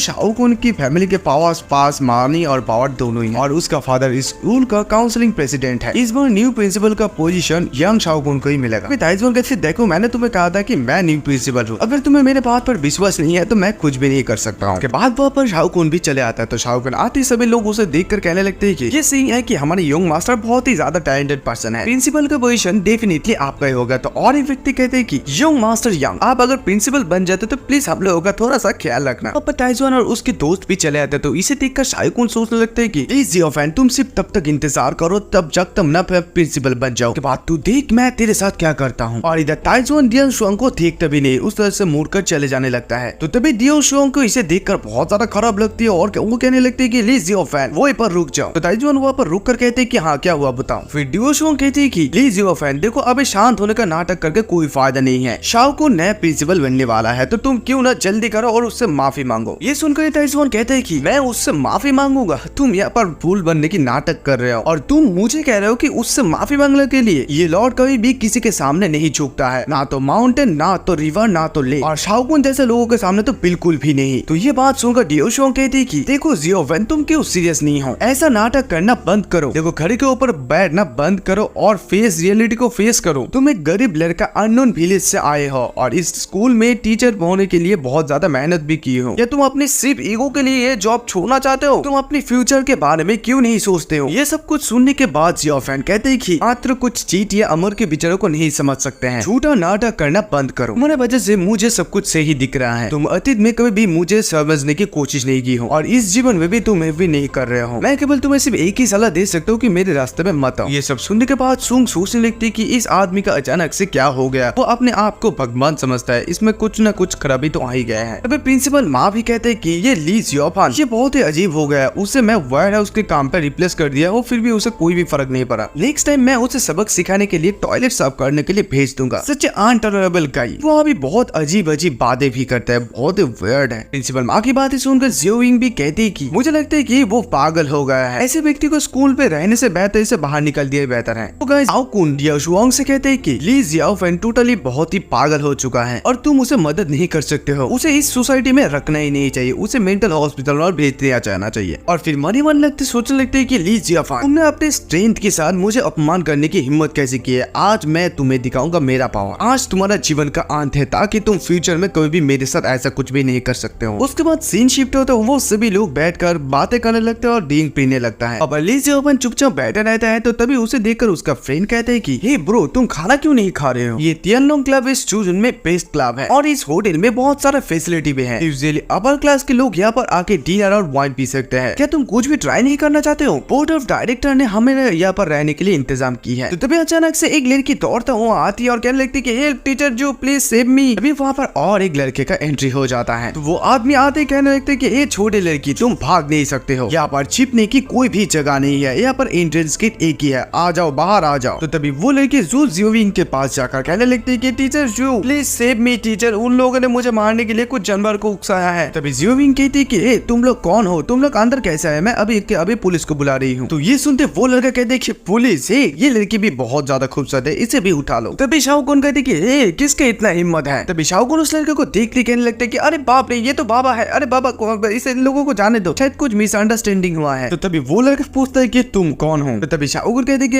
मैं शाओकुन हूँ, मैं जिंगचेन सिटी की चंग फैमिली से हूँ और ब्रदर आप यहाँ पर बहुत दिनों से है, तो आप इसीलिए पर्सनली मुझे नहीं जानते, लेकिन मैं आपको जानता हूँ। आप लेजेंडरी स्ट्रीट फाइटर हैं और आप चूजू के अंडरग्राउंड फाइटिंग क्लब के ब्लैक बॉक्सर को भी हरा दिया है। इसके साथ कोई भी खिलबड़ मत करना, यहाँ पर कोई भी उसे नाराज करने की हिम्मत नहीं कर सकते हैं। और मैं भी ये भी सुना है कि जो लोग उसके साथ मिसबिहेव करने की कोशिश करते हैं वो लोग मारा जाता है। तुम्हारा बॉडी नेक्स्ट 3 दिनों के अंदर नाली में पड़ा रहेगा। तो तभी ये सुनकर जियोविंग शाओकुन से कहती है कि यंग शाओ मैं अभी क्या करूँ, मैं जानते नहीं हूँ कि ये पर्सन अंडरग्राउंड से है, अभी तुम कुछ करो मेरे लिए। उसके बाद शाओकुन ब्रदर बा से पूछता है कि ब्रदर क्या आप मुझे बता सकते हैं कि आपको किस चीज ने इतना गुस्सा दिलाया, मैटर क्या है। तो तभी वो ब्रदर बा कहते हैं कि यहाँ पर एक छोटी लड़की है, तो मैंने उसे सिर्फ पोलाइटली कहा कि मेरे साथ जाके एक ड्रिंक पीने के लिए, तो उसने बल्कि ना ही नहीं कहा बल्कि हमारे दोस्तों के मतलब मेरे लोगों को भी घायल किया है। क्या तुम बताओ ये उचित है? ये सुनकर शाओकुन कहते कि हाँ ब्रदर बात तो सही है, ये कैसे कर सकते हैं वो इसके साथ। तो फिर शाओकुन उस लड़की से कहता है कि तुम टीचर जू की क्लास के स्टूडेंट हो ना, जल्दी करो और ब्रदर बा से माफी मांगो और तुमने जो उन लोगों को खर्च किया है मतलब मेडिकल एक्सपेंस के लिए पे करो। तो तभी वो लड़की रोते हुए कहने लगती है कि लेकिन मैं वहाँ पर तो सिर्फ काम करने के लिए आई थी। तो तभी वो लोग वहाँ पर आ गए, मुझे खींचने की कोशिश की और मुझे फोर्स कर रही थी, मैं सिर्फ एक स्टूडेंट हूँ। तो तभी टीचर जियोविंग कहती कि देखो ऐसा मत करो, ब्रदर बा से जाओ और अभी के अभी माफी मांगो, वो सिर्फ तुम्हारे साथ छोटा सा ड्रिंक पीना चाहते हैं और तुम उसके साथ ऐसा नहीं कर सकते। तुम दूसरे लोगों को कैसे हार्ट कर सकते हो, क्या मैंने तुम्हें यही सिखाई, जाओ और उससे माफी मांगो। तभी ब्रदर बा कहते कि कोई जरूरत नहीं है माफी मांगने की, तुम मेरे साथ चलो और मुझे कंपनी दो बार पे जाके। फिर भी वो लड़की नहीं जाती है, तो ये देखकर ब्रदर बा फिर से कहते हैं कि ओ तो तुम नहीं जा रहे हो, तुम्हें क्या लगता है कि मैं नरम दिल का हूँ, मैं तुम लोगों को कुछ भी सबक नहीं सिखा सकता हूँ? तुम्हें लगता है कि मुझसे छुटकारा पाना इतना आसान है? तुम फिर से और एक बार सोचो, मैं तुम्हें आज बता दूंगा कि मैं कितना पावरफुल हूँ, कोई भी आज इस जगह से यहाँ पर से नहीं जा सकता है। तभी शाओकुन कहते हैं ब्रदर वो जाएगी, वो जरूर जाएगी, वो तो सब आपके साथ एक ड्रिंक पिएगी, कोई नुकसान तो नहीं हुआ है ना, कोई प्रॉब्लम नहीं। और फिर उस लड़की से कहते कि तुम जाओ ब्रदर बा के साथ जाओ और उसे खुशी करो, क्या तुम मेरे बात सुन रहे हो? और मैं प्रिंसिपल होने का खातिर तुम्हारा ट्यूशन फी माफ कर दूंगा, जल्दी से जल्दी जाओ, लोगों के लिए कोई भी मुसीबत मत खड़ा करो। फिर से टीचर जियोविंग कहती कि नो जल्दी करो और ब्रदर के साथ जाओ। ब्रदर ये शाओकुन ने पहले ही तो तुम्हारा टेक केयर करने के लिए डिसाइड कर लिया, क्या तुम उसके काइंडनेस का रिप्लाई नहीं दोगे? अभी टीचर की बात सुनो और ब्रदर बा को फॉलो करो, गो नाउ। तो तभी वहां पर एक लड़का जाकर उस लड़के का हाथ पकड़ लेता है, तो वो लड़के कहने लगते हैं मुझे छोड़ दो, मुझे छोड़ दो। तो तभी ये सुनकर वो लड़का कहने लगती है हो तो तुम यहाँ से भागना चाहते हो, अच्छा ये सपना देखा बंद करो। और तभी अचानक से उस लड़के के सामने ताइजुआन चले आता है। तभी डियोंग शोंग कहती कि हे लियो ज़िफैन तुम यहाँ पर क्या कर रहे हो, तुम उन लोगों के सामने क्यों ऐसे खड़े हो, अगर तुम उन लोगों के सामने ऐसे कर रहे होगे तो तुम मारा जाओगे, जल्दी करो और पीछे वापस आ जाओ, यहाँ पर कोई भी परेशानी खड़ा करो। तो तभी जियोफान कहते हैं कि तुम चुप रहो, तुम मेरे साथ बात करने के लिए डिजर्व नहीं करती हो, और हाँ तुम लोगों से कौन जियोबा है, ये सारे के सारे स्टूडेंट अभी लॉर्ड के प्रोटेक्शन में हैं। तुम्हारे लोगों ने मेरे छात्र के साथ इंटरप्रेट करना शुरू कर दिया, उन लोगों के काम में बाधा डाला, उन लोगों से माफी मांगने के बजाय तुम कंटिन्यूअसली मेरे स्टूडेंट को इंसल्ट करते रहे। क्या तुम्हारा फैमिली ने 1000 ईयर से तुम लोगों को यही सिखाया है? ये वेनरेबल आज तुम लोगों को माफ नहीं करेगा, अगर तुम लोग मुआवजा नहीं देते हो तो आज तुम लोगों का विनाश हो जाएगा, ये मेरा लास्ट वर्ड है। इधर शाओकुन बहुत ज्यादा गुस्सा हो जाता है, कहते हैं कि जियोफान क्या आज सुबह तुम्हारे सर पे गधे ने लात मारा है, तुम क्या कहने की कोशिश कर रहे हो, इसका कोई भी मतलब नहीं बनता है, तुम्हारी वजह से वो हम सभी लोगों को मार डालेगा, तुम ये डेट। और फिर मन सोच रही थी कि वो पागल है, उसके लिए कुछ भी मायने नहीं रखता है, अगर वो बीच में नहीं घुसता तो ये बात अच्छी तरीके से मिट जाता। तभी सभी लोग कहने लगते कि हे पागल लड़का, ब्रदर बा के सामने अभी के अभी घुटने कर बैठो और उनसे माफी मांग लो। हाँ ये सही कह रहे कि तुम यहाँ पर क्या करो, जल्दी करो और घुटने के बल बैठ के उससे माफी मांग लो, ये चीज हम लोगों के लिए इतना मुश्किल मत बनाओ। इधर ये ब्रदर बा हंसने लगता है और हंसकर कहता है कि तो जैसे कि तुम यहाँ पर हीरो वाला पार्ट को प्ले कर रहे हो तो पहले मैं तुम्हें ही काट डालूंगा, लड़के लोग इसे काट डालो। और तभी दो लड़का ताइजुआन को मारने के लिए चाहता है। ताइजुआन का दोस्त ये देखकर कहते कि हे ताइजुआन संभाल संभाल के और ताइजुआन एक रफ्ते में लोगों को फेंक देता है। तो ये देखकर वो ब्रदर बा फिर भी हंसने लगता है, कहती कि ओ तो तुम भी एक मार्शल आर्टिस्ट हो, इसीलिए तुम इतना साहसी हो रहे हो, गुड। और फिर ब्रदर बा और एक लड़के को कहते कि हे उर्फ, तुम उसे जाके कुछ दिखाओ, इसे दिखाओ कि समझदारी किससे कहता है। ये सुनकर उर्फ कहते कि श्योर ब्रदर। वो लड़का भी ताइजुआन के अपने पैर से उसे लात मारने के लिए चाहता है, तो तभी ताइजुआन उसके पैर को पकड़ लेता है। ताइजुआन सोचने लगते कि ये सारे के सारे चीटियां है, मेरे टेक्निक के सामने तुम लोग कुछ भी नहीं हो। और ताइजुआन उसे वही पर टेबल पर पटक देता है और टेबल तोड़ के वो नीचे गिर जाता है। और ये देखकर सभी लोग बहुत ही ज्यादा हैरान हो जाता है। दियोशोंग ये देखकर सोच लेते कि ली जियोफेन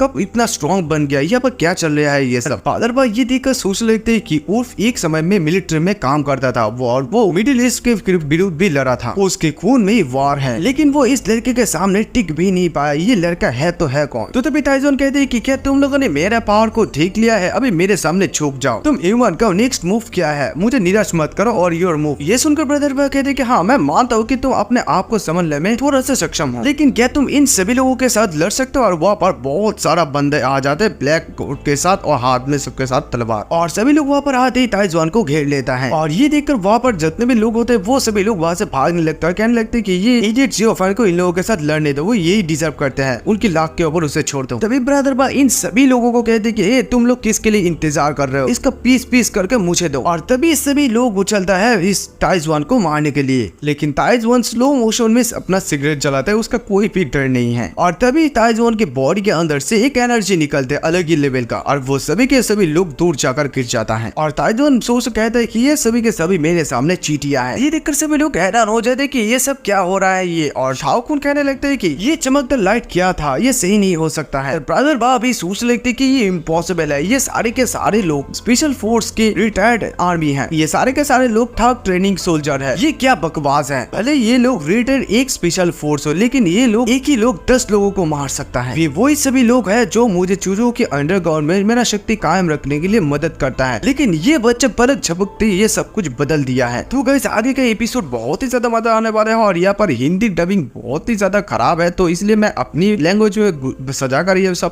कह रहा हूँ। तो अगर अच्छा लगे तो like comment share and subscribe कर देना। और ये एपिसोड की एक्सप्लेनेशन यहीं पर खत्म होता है।